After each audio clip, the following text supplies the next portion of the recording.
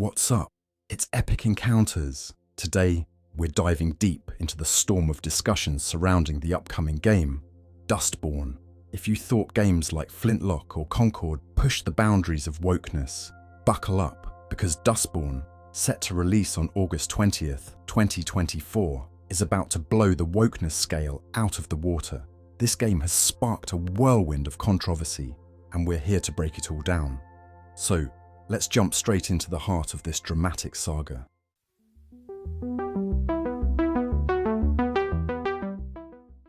Please tell me you're done. Oh, we're just getting started, dude.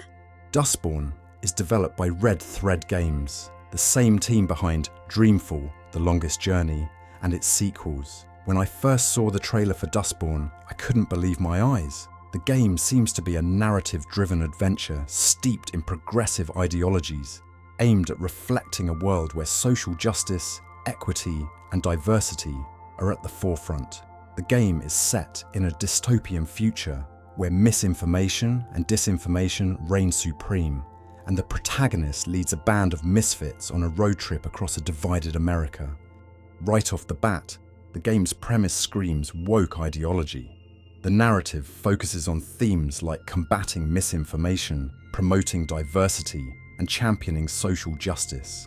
The developers have not shied away from making their political stance clear, stating that the game's setting and characters were influenced by political events starting in 2016. This has led to a backlash from gamers who feel that the developers are out of touch with the realities most people face, living instead in an ultra-progressive bubble.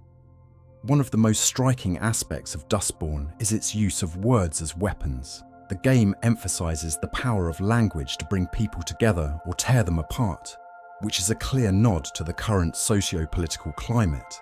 The developers seem to be pushing the idea that words can change minds and influence reality, a concept that aligns with modern progressive thought. The game's protagonist is a woman of color, leading a diverse crew of characters, each with their own unique backstory and set of abilities. While diversity in gaming is generally a positive step forward, the way Dustborn handles it feels forced and pandering to a certain political agenda.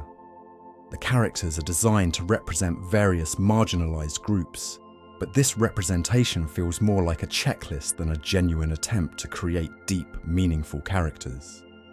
Looking at the Dustborn reveal trailer on PlayStation's official YouTube channel, the like-to-dislike ratio tells a story of its own. With only 1,000 likes compared to 8,600 dislikes, it's clear that gamers are not impressed. The comments section is filled with criticism about the game's overt political messaging and lackluster graphics. Many gamers are expressing their frustration on forums like NeoJaf, Resetera, and Reddit. The general consensus is that Dustborn is just another example of how left-leaning ideologies have taken over the cultural landscape, leaving little room for alternative viewpoints. This has led to an imbalance where conservative or even moderate perspectives are marginalized or outright dismissed by developers. One Twitter user at Verdark put it succinctly, "The new ultra-cringe and woke game on the block, Dustborn, where America is filled with disinformation and you use words as weapons, is inspired by political events that started in 2016. This tweet highlights the skepticism and disdain that many gamers feel towards the game's premise. The developers of Dustborn are not even attempting to hide their agenda. In a statement, they mentioned that they wanted to tell a story that felt relevant and thematically timely, with a cast of characters that could more accurately represent their player base. They also hope to have some positive impact on the world in addition to being an entertaining game. This kind of language has become all too common in the gaming industry, where developers seem more interested in pushing political messages than creating engaging gameplay experiences. The visual design of the game has also come under fire. Many players feel that the characters, especially the female ones, are designed to look unattractive intentionally. This has sparked debates about the influence of DEI, diversity, equity, and inclusion, hires on the artistic direction of games. Some argue that these hires are not talented enough to create aesthetically pleasing characters, so they default to making them look realistic or relatable, which often translates to unattractive. There's a theory floating around that Sweet Baby Inc., a consultancy known for pushing progressive narratives in games, might have had a hand in Dustborn's development. While there's no direct evidence to support this, the game's messaging and themes align closely with the kind of content that Sweet Baby Inc. has been associated with in the past. Whether or not they were involved, it's clear that Dustborn was designed with a specific ideological goal in mind. The gameplay itself looks like a mix between a Telltale game and a traditional action-adventure. While the graphics and action sequences are nothing to write home about, the narrative focus is where the game falls apart for many players. The storyline feels like a heavy-handed attempt to preach social justice rather than provide an enjoyable gaming experience. As we've seen with games like Flintlock and Concord, overtly woke games often struggle to find an audience. Flintlock barely managed to hit 500 concurrent players on Steam, and Concord's free-to-play beta couldn't even crack 3,000 players. Dustborn seems destined to follow the same path, with many gamers already pledging to avoid it. The reaction from the gaming community has been overwhelmingly negative. Gamers feel that they are being lectured to rather than entertained.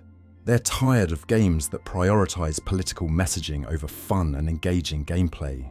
Dustborn is shaping up to be another flop in a long line of woke games that fail to resonate with their intended audience.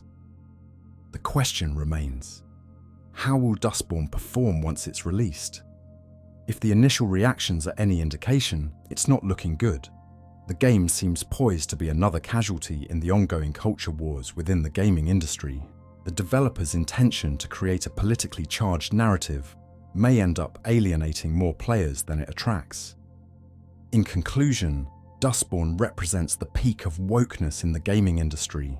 Its narrative is steeped in progressive ideologies. Its characters are designed to represent marginalized groups in a way that feels forced, and its gameplay is overshadowed by its political messaging.